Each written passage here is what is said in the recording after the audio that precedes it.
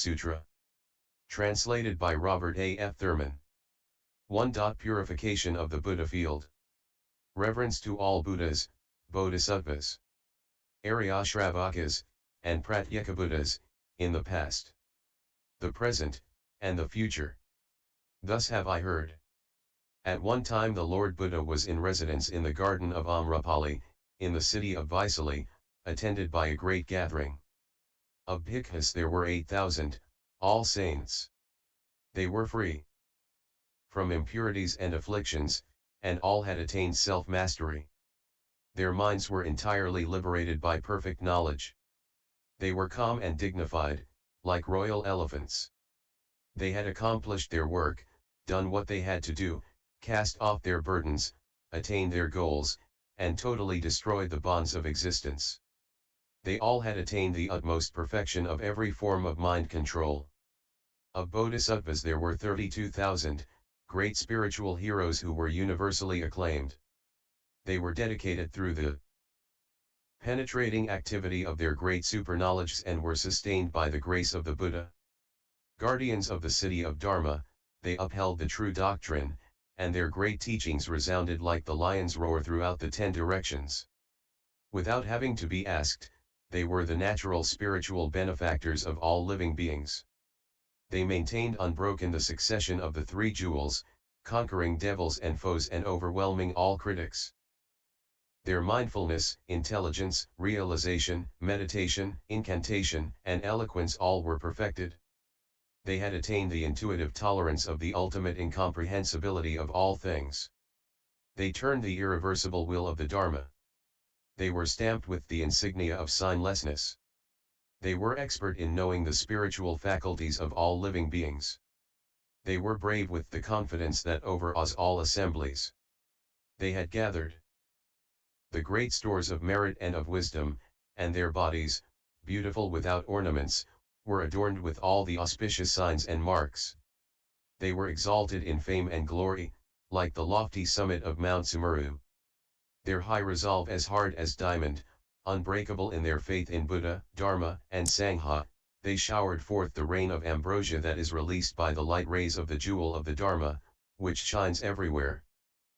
Their voices were perfect in diction and resonance, and versatile in speaking all languages. They had penetrated the profound principle of relativity and had destroyed the persistence of the instinctual mental habits underlying all convictions concerning finitude and infinitude. They spoke fearlessly, like lions, sounding the thunder of the magnificent teaching. Unequaled, they surpassed all measure. They were the best captains for the voyage of discovery of the treasures of the Dharma, the stores of merit and wisdom. They were expert in the way of the Dharma, which is straight, peaceful, subtle, gentle, hard to see, and difficult to realize. They were endowed with the wisdom that is able to understand the thoughts of living beings, as well as their comings and goings. They had been consecrated with the anointment of the peerless gnosis, intuitive knowledge, of the Buddha. With their high resolve, they approached the 10 powers, the 4 fearlessnesses, and the 18 special qualities of the Buddha. They had crossed the terrifying abyss of the bad migrations, and yet they assumed reincarnation voluntarily in all migrations for the sake of disciplining living beings. Great kings of medicine, understanding all the sicknesses of passions, they could apply the medicine of the Dharma appropriately. They were inexhaustible mines of limitless virtues, and they glorified innumerable Buddha fields with the splendor of these virtues. They conferred great benefit when seen, heard, or even approached. Were one to extol them for innumerable hundreds of thousands of myriads of eons, one still could not exhaust their mighty flood of virtues. These bodhisattvas were named Samadarsana, Asamadarsana, Samadhivakurvataraja, Harmsvara, Dharmakitu, Prabhakitu, Prabhavyuha, Ratnavayaha, Mahavayaha, Pratibhanakuta, Ratnakuta, Ratnapani, Ratnamadrahasta, Nityapralambahasta, Nityaksipthasta, Nityadapta, Nityamuditendriya, Pramadiyaraja, Devaraja, Pranadhana Prave Saprapta, Prasadapradasambitprapta, Gugnaganja. Ratnolka Paragrita, Ratnajara, Ratnapriya, Ratnasri, Indrajala, Jalini Prabha, Naralambanadhyana, Prajnakuta.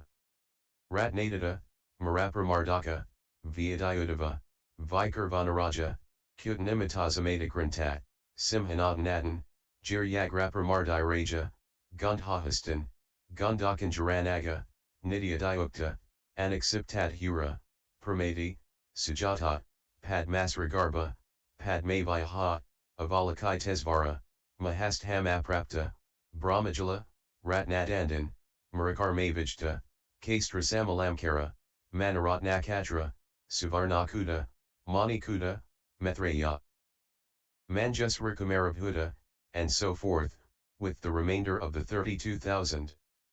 There were also gathered there 10,000 Brahmas, at their head Brahma Sekan, who had come from the Ashoka universe with its 4 sectors to see, venerate, and serve the Buddha and to hear the Dharma from his own mouth. There were 12,000 Sakras, from various 4-sector universes. And there were other powerful gods, Brahmas, Sakras, Lokapalas, Devas, Nagas, Yakshas, Gandharvas, Asuras, Garudas, Kimnaras, and Mahoragas. Finally, there was the fourfold community, consisting of bhikkhus, bhikkhunis, laymen, and laywomen. The Lord Buddha, thus surrounded and venerated by these multitudes of many hundreds of thousands of living beings, sat upon a majestic lion throne and began to teach the Dharma. Dominating all the multitudes, just as Sumeru, the king of mountains, looms high over the oceans, the Lord Buddha shone, radiated, and glittered as he sat upon his magnificent lion throne. Thereupon, the Licchavi Bodhisattva Ratnakara, with 500 Licchavi youths, each holding a precious parasol made of 7 different kinds of jewels, came forth from the city of Vaisali and presented himself at the grove of Amrapali. Each approached the Buddha, bowed at his feet, circumambulated him clockwise 7 times, laid down his precious parasol in offering, and withdrew to one side.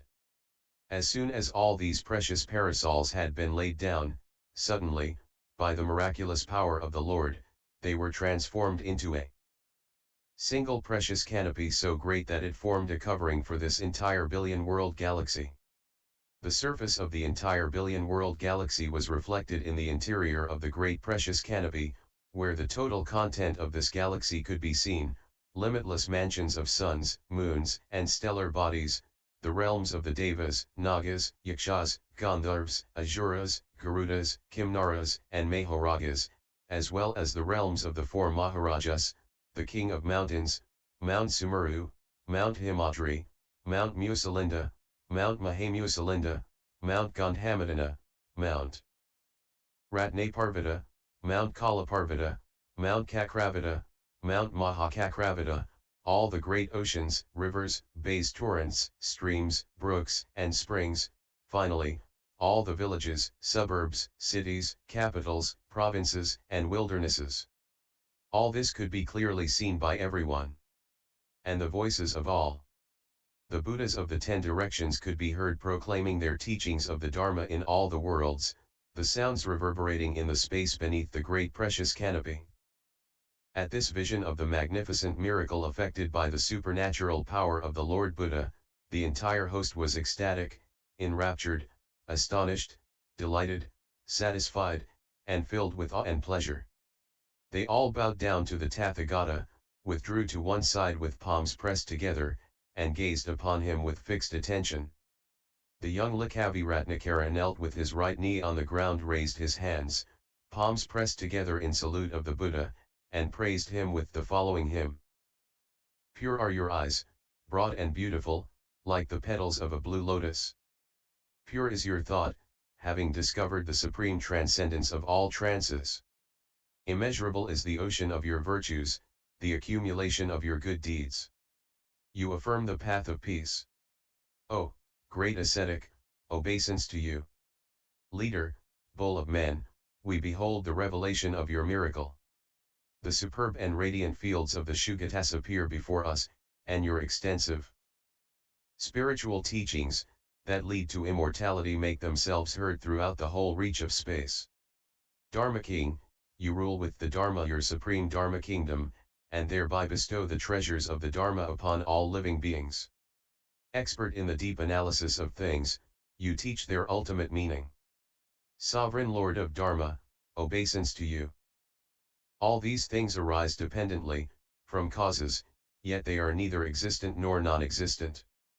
Therein is neither ego, nor experiencer, nor doer, yet no action, good or evil, loses its effects. Such is your teaching. O Shakyamuni, conquering the powerful host of Mara. You found peace, immortality, and the happiness of that supreme enlightenment, which is not realized by any among the heterodox. Though they arrest their feeling, thought and mental processes. O wonderful King of Dharma! You turn the wheel of Dharma before men and gods, with its threefold revolution, its manifold aspects, its purity of nature, and its extreme peace, and thereby the three jewels were revealed. Those who are well disciplined by your precious Dharma are free of vain imaginings and always deeply peaceful. Supreme Doctor, you put an end to birth, decay, sickness, and death. Immeasurable ocean of virtue, obeisance to you. Like Mount Sumeru, you are unmoved by honor or scorn. You love moral beings and immoral beings equally. Poised in equanimity, your mind is like the sky. Who would not honor such a precious jewel of a being? Great sage, in all these multitudes gathered here, who look upon your countenance with hearts sincere in faith, each being beholds the victor, as if just before him. This is a special quality of the Buddha. Although the Lord speaks with but one voice, those present perceive that same voice differently. And each understands in his own language according to his own needs. This is a special quality of the Buddha. From the leader's act of speaking in a single voice, some merely develop an instinct for the teaching, some gain realization, some find pacification of all their doubts. This is a special quality of the Buddha. Obeisance to you who command the force of leadership and the 10 powers. Obeisance to you who are dauntless, knowing no fear. Obeisance to you, leader of all living beings, who fully manifests the special qualities. Obeisance to you who have cut the bondage of all fetters. Obeisance to you who, having gone beyond, stand on firm ground. Obeisance to you who save the suffering beings. Obeisance to you who do not remain in the migrations.